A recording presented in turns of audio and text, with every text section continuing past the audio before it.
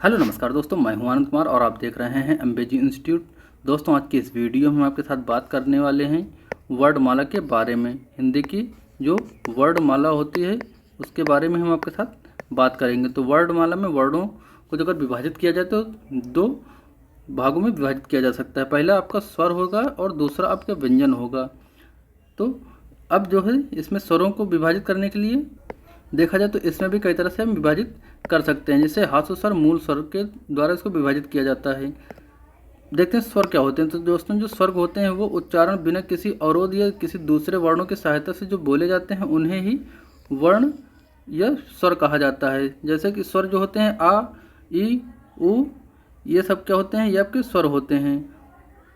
दोस्तों, जो हास्य स्वर होते हैं वो कौन कौन से होते हैं, तो आ, ई, उ, री, ये जो छोटा आ, छोटी ई, छोटा उ और ये री होता है, ये होते हैं आपके हास्य स्वर। इनको बोलने में कम समय लगता है। मूल स्वर कौन कौन से होते हैं, मूल स्वर पूछता है तो छोटा आ, छोटी ई, छोटा उ और री, यही आपके मूल स्वर भी होते हैं। हास्य स्वर ही मूल स्वर होते हैं। व्यंजनों की संख्या कितनी होती है, तो का से लेकर ज्ञ तक जो होते हैं, ये अगर कुल पूछता है तो आपके टोटल 41 होते हैं। कुल पूछेगा तो 41, अगर मूल पूछेगा मूल व्यंजन तो आपके 33 होंगे। दीर्घ स्वर कौन कौन से होते हैं, तो दीर्घ स्वर जो होते हैं बड़ा आ, बड़ी ई, बड़ा उ, ए, आ, ओ, आओ, ये होते हैं दीर्घ स्वर और इनके बोलने में अधिक समय लगता है। और हमने आपको बताया ना स्वरों की संख्या कितनी होती है, ये आपकी 11 होती है टोटल। हिंदी वर्णमाला में मूल व्यंजन जो होते हैं वो 33 होते हैं, जबकि इसके अतिरिक्त जो होते हैं 2 उच्छिष्ट व्यंजन होते हैं, 2 अयोगवाह होते हैं और 4 संयुक्त व्यंजन होते हैं। इनको लेकर ही आपके और भी कुछ होते हैं, उनको लेकर टोटल आपके 41 व्यंजन हो जाते हैं अगर कुल पूछता है तो। अगर आपसे मूल पूछता है तो आप 33 ही टिक करेंगे।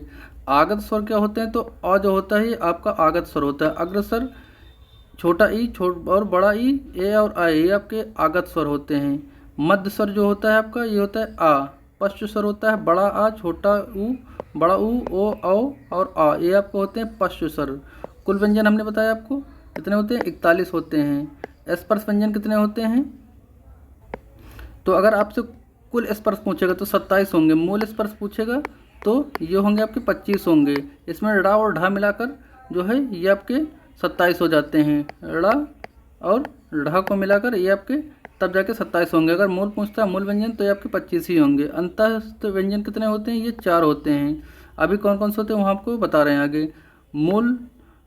ऊष्म व्यंजन कितने होते हैं, ये भी 4 ही होते हैं। कंठस्थ, तालु, मूर्धन, दंत, ओष्ठ, वर्ष, इनके जो है इनके अनुसार अगर बांटा जाएगा तो ऐसे कुछ ये अलग अलग होंगे। ये होंगे आपके वर्ण के स्थान, मतलब किसके सहायता से बोला जाएगा, कंठ के, तालव के, मूर्धन्य के, दंत के, ओष्ठ के, तालव के या फिर वत्स के। तो वैसा ये हो जाएगा आपके वर्णों के नाम। ये हो जाएगा आपका उच्चारण स्थान। और ये आपके अघोष अल्पप्राण हो जाएंगे। अघोष और अल्पप्राण एक ही होते हैं। ये आपके होंगे सघोष, ये वाले। फिर से देखिए एक बार, ये जो होंगे आपके वर्ण होंगे, वर्ण में कंठ, तालव, मूर्धन्य, दंत, ये सभी ये वर्ण मतलब किसकी सहायता से बोले जाएंगे, ये आपके उच्चारण स्थान हो गए। ये जो भी हैं आपके उच्चारण स्थान है ये, ठीक। ये आपके सघोष और अघोष हो गए, अघोष और अल्पप्राण, ये हो गए आपके अघोष और महाप्राण। और ये हो गए आपके सघोष और अल्पप्राण, ये हो गए सघोष और महाप्राण, ये हो गए आपके सघोष, अल्पप्राण और नासिका, ठीक। तो ये आपके कंठ में जो कंठ वर्ण का नाम कंठ हो गए। उच्चारण स्थान कंठ से कौन कौन से होते हैं आपके, का, खा, गा, घा और अंगा, ये जो आपके हैं सभी ये कंठ हैं। तालव्य में कौन से हैं, तालव वो होते हैं जो मुंह यानी कि तालु के भीतर छत का पिछला भाग से निकलते हैं, वो होते हैं आपके तालव। ये चा, छा, जा और जा, झा, इया, ये होते हैं आपके तालव्य।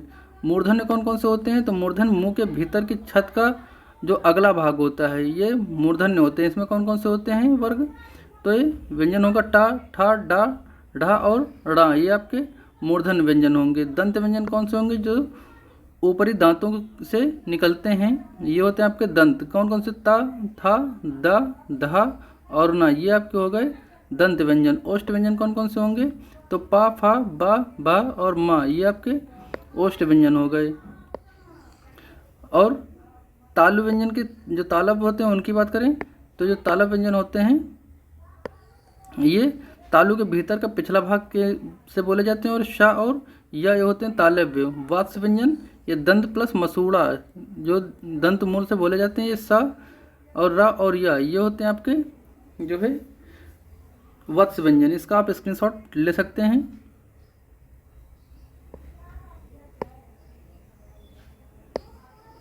दंतोष्ठ की बात करें दोस्तों तो दंतोष्ठ में जो होगा, दंतोष्ठ में आपके दांत के ऊपर से और निचले होंठ, तो ये हो जाएगा आपका वा। और मूर्धन्य में क्या होगा, मूर्धन मतलब होता है जो मुंह के अंदर भीतर की छत का पिछला भाग होता है वो मूर्धन, तो इसमें शा आएगा खाली। और स्वर तंत्रीय, इसमें स्वर तंत्र यंत्र मतलब कंठ के भीतर के जो स्थिति से निकलता है वो होता है हा, जो कि गले के अंदर के भाग से निकलता है। उच्छिप्त कौन होते हैं, तो जिनके उच्चारण में जीभ ऊपर झटके से तथा नीचे आवे, तो ये होते हैं डा और ढा। अब देखते हैं दोस्तों इसके कुछ और भी बिंदु। आगत व्यंजन कितने होते हैं, तो ये 2 होते हैं। संयुक्त व्यंजन की संख्या 4 होती है, हमने बता दिया। का से का वर्ग में कौन सा, काखा गाघा और णा होता है, सॉरी काखा गाघा अंगा। और चा वर्ग की ध्वनियाँ चाछा जाझा इया। और आपके जो टा वर्ग में होता है टाढ़ा डाढ़ा, और ये आपका डा और ढा ये दोनों अलग होते हैं। ता वर्ग की ध्वनियाँ ताथा दा धा ना। पा वर्ग में पाफा बाभा मा, ये हो गई आपकी पा वर्ग की। अंतस्थ व्यंजन कौन से होते हैं, तो अंतस्थ व्यंजन होते हैं आपके यारा लावा। अर्धस्वर या और वा होते हैं। लुंठित आपका रा होता है। पार्श्विक व्यंजन आपका ला होता है। ऊष्म संघर्षी व्यंजन साशा शाह होता है। उच्छिप्त व्यंजन आपका डा और ढा होता है। वहीं अघोष व्यंजन जो होते हैं, अघोष व्यंजन कौन कौन से होते हैं हमने आपको बता दिया। अघोष, अघोष, अल्पप्राण, महाप्राण, नासिका हमने आपको सभी बताए रखे हैं ऊपर। तो जो होता है अघोष जो होगा दोस्तों, ये अघोष व्यंजन प्रत्येक वर्ग के प्रथम और द्वितीय वर्ग के जो होते हैं, और तथा शासा सा ये फा और तीनों सा ये होते हैं आपके अघोष व्यंजन। का वर्ग सॉरी जो प्रत्येक वर्ग होता है उसमें पहला और जो दूसरा वर्ग वर्ण होगा, और आपके ये फा और तीनों सा ये होते हैं आपके अघोष। और सघोष में क्या होगा, प्रत्येक वर्ग के तृतीय, चतुर्थ और पंचम, तथा आपके डा ढा जा या रा ला वा ये सभी जो हैं आपके, और ये सभी स्वर अघोष होते हैं। आगे है आपका महाप्राण। महाप्राण में क्या होगा, प्रत्येक वर्ग का प्रथम, तृतीय, पंचम वर्ग तथा अंतस्थ वर्ण जो होते हैं ये आपके होते हैं आपके अल्पप्राण। महाप्राण में क्या होगा, प्रत्येक वर्ग के द्वितीय और चतुर्थ वर्ग तथा ऊष्म जो व्यंजन होंगे ये आपके होंगे महाप्राण। नासिका में क्या होगा, नासिका में डा ढा और ना और मा होगा, ये आपके नासिका होते हैं। कंठ तालव्य क्या होते हैं, कंठ तालव्य आपके का खा गाघा और ये आपका अंगा ये होते हैं आपके कंठ तालव्य। अब देखते हैं इस पर आधारित कुछ प्रश्नों को।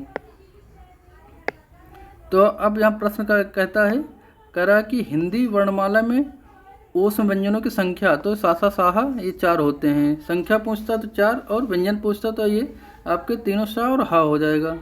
वहीं दोस्तों आगे कहता है कि हिंदी के जिन वर्णों का उच्चारण करते समय केवल श्वास का प्रयोग किया जाए उन वर्णों को क्या कहते हैं, तो उनको कहते हैं आपका अघोष। यारा लावा व्यंजनों को क्या कहते हैं, अंतस्थ व्यंजन कहते हैं। अंतस्थ व्यंजन कितने होते हैं आपके, टोटल 4 होते हैं। कौन कौन से होते हैं, ये यारा लावा होते हैं।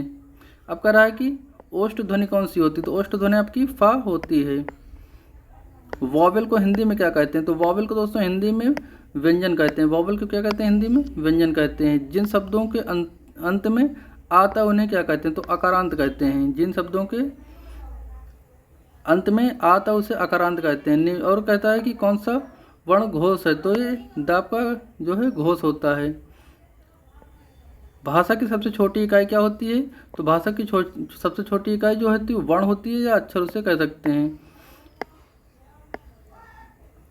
वर्णमाला किसे कहते हैं, तो वर्णमाला जो कहते हैं ये वर्णों के व्यवस्थित समूह को ही वर्णमाला कहते हैं। कह रहा है कि कंठ ध्वनियाँ कौन सी होती हैं, तो कंठ ध्वनियाँ आपकी जो का वर्ग के होती हैं ये सभी आपकी कंठ ध्वनियाँ होती हैं। काखा गाघा और अंगा। करण निम्नलिखित में से मूर्धन व्यंजन कौन से होते हैं, तो मूर्धन व्यंजन कौन से होते हैं, डा और ढा होते हैं।